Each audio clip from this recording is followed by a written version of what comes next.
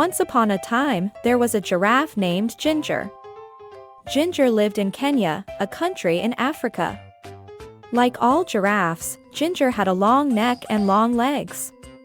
Because she was so tall, she was able to eat food from the very tops of the trees in the savannah. The savannah in Africa is an area with lots of grass and some trees. Sometimes, a savannah is called grasslands. The other animals like zebras and antelopes could not reach where Ginger could reach. But Ginger always found food. She loved the leaves and the new buds of the trees.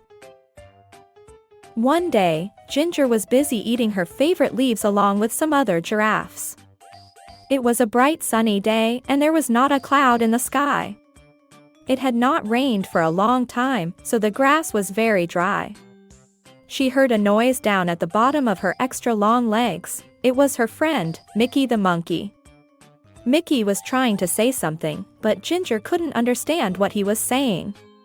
He looked very tired. "What's wrong?" asked Ginger. Ginger was a very kind giraffe and wanted to help everyone. Just then Mickey fell over. Ginger was also a smart giraffe. She knew what was wrong. Mickey couldn't find anything to eat and he was very hungry. Ginger nibbled some fresh, tender leaves and buds from the top of the tree where she was eating. She dropped some of the leaves and buds to the ground near where Mickey was. Then she nudged him a little with the hoof at the bottom of one of her very long legs. "Wake up, Mickey," said Ginger. "I found something for you to eat." Slowly Mickey sat up and ate a little. After a while, when Mickey was feeling better, Ginger asked him, "What's happened, Mickey? Why are you so hungry? Why can't you find anything to eat?" Mickey said, "It hasn't rained for so long and now there's no more food." "That's not good," said Ginger. "What's happening with the other animals?" "No one knows what to do," answered Mickey. "All the zebras and the antelopes and the elephants are getting worried about the dry grass. Some of them are thinking about leaving the savannah and trying to reach the jungle." "That's a long trip," said Ginger. "Are you going to go with them?" "I don't know," answered Mickey. "What do you think we should do?" Ginger thought for a while and then suddenly, she had a good idea. "We should go talk to Leo the lion. He is the smartest animal in the savannah." Mickey was too tired to walk, so Ginger invited him to ride on her back. "Hold on tight to my neck," said Ginger. "There's a lot to hold on to," joked Mickey. Ginger laughed. "You're right. I've got the longest neck in Africa." So they started their journey across to the other side of the savannah to look for Leo. Ginger and Mickey were in luck. Leo was sitting up on a rock and he was really easy to see as they walked through the grass. "Hi, Leo," they both shouted. Leo had been napping and was a little grumpy when they woke him up. But he was polite and said, "Hello, Ginger and Mickey. Why did you walk the whole way across the savannah? Just to wake me up?" But he was joking, he had a smile on his face. "Mickey says that there is no food left on the savannah because it's been so dry," said Ginger. "Do you have any ideas?" Leo thought for a while. He said, "There's nothing we can do about the rain. It will come soon, but we can't be sure when it will arrive. When the rain comes, all the plants will grow again and there will be lots of food for everybody."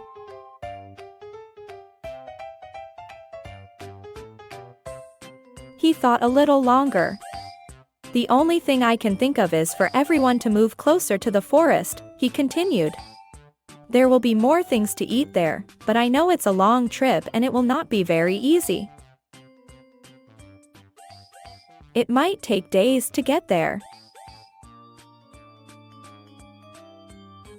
Ginger and Mickey looked at each other and then looked back at Leo. "Thank you, Leo," said Ginger. It's probably best if they all try to get closer to the jungle. They said goodbye and then walked back across the savannah. Now they needed to gather all of the animals together to start the long journey. Ginger didn't need to go along because she had plenty of food in her high trees. But she was a good friend and wanted to help as much as she could. They walked towards her favorite trees, and guess what she and Mickey saw? All of the animals were already gathered there and waiting for Ginger and Mickey. "Why are you all here?" asked Ginger. "Eddie the eagle told us that you're taking us to the edge of the jungle," said one of the zebras. "How did he know?" asked Mickey. "He heard you talking with Leo," said one of the antelopes. "So you've all decided to try to walk together to the jungle?" asked Ginger. "Yes," they all answered. "If you'll help us to get there," added one of the elephants. "Of course, I'll help," said Ginger. "I'm your friend." So they started on their big journey across the savannah to the jungle. The sun was so hot and there was no food and no place to get a drink of water. And then they heard it. It was thunder. "Thunder," they all shouted. Thunder was very scary to the animals of the savannah. Can you guess why? Fire. Sometimes the lightning hits the dry grass and the whole savannah catches fire. Then everyone has to run. And that is exactly what happened. "Fire," they shouted. They could smell it. And now they could see it. The fire was coming towards them. Ginger had to think fast. Because she was so tall, she could see farther than any of the other animals. She stretched her long neck up as far as she could. Now she could see a place where there was no fire. "Quick," she said. "Everyone run this way." All of the animals followed her and ran as fast as they could. Soon, they were out of danger. They stopped and gathered together one more time. "Is everyone here?" Ginger asked. She wanted to make sure they were all safe. All the animals looked around, they were all there. And then the most wonderful thing happened. "I felt a drop," said a zebra. "Me too," said an antelope. "It was rain." Finally, everyone was very happy. It started to rain a little more and then a little more. The rain put out the fire so they didn't have to run. And the rain filled their watering holes and made the plants grow again. So they didn't have to make that long trip to the edge of the jungle.